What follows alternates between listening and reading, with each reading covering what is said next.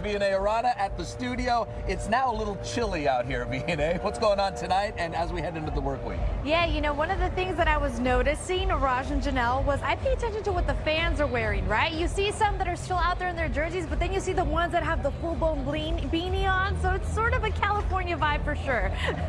We are guilty of thinking anything below 70 is a little chilly around here. All right, so let's talk about what we're expecting, because we do have an unsettled weather pattern that's going to make its way into the Bay Area. And get this, we've got chances of rain in the forecast. Let's take a look at the current temperatures right now. As you head out the door, we've got 60s, although it's pretty late. So 9:23, overnight lows are going to dip down into the 50s. And we still have about a 3-degree difference compared to the past 24 hours. So cooling trend around here is going to stick around for the next couple of days. And I do want to talk about your microclimate highs for tomorrow, and also, of course, those rain chances. So we're going to be topping out in the 70s for tomorrow. Take a look at Concord, 77 degrees. San Jose, 73. In through Oakland, 67. And, of course, San Francisco, 66.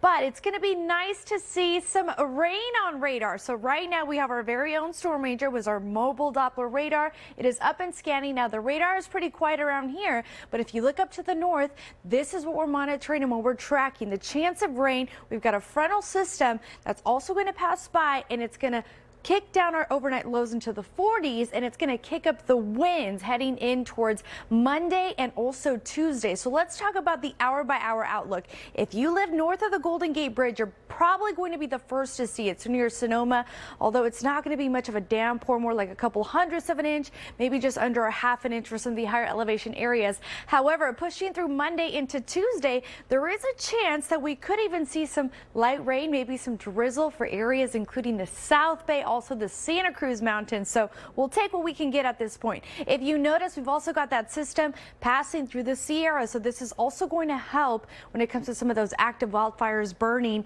in the area. As the north starts to push through in terms of the system, we'll start to see the gusty conditions also kicking up.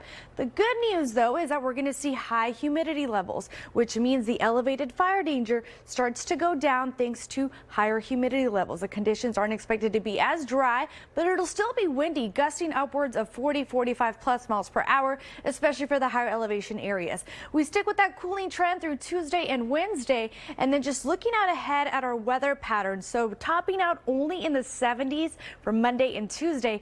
Look what starts to happen into Thursday, Friday, and Saturday. We get a ridge of high pressure that rolls back around, and it bumps us up into the 90s. But hey, at least it'll feel somewhat like fall for the next couple of days around the Bay Area. That's for sure. Raj, Janelle? Fall is here. It is. Vianey, thank you so much.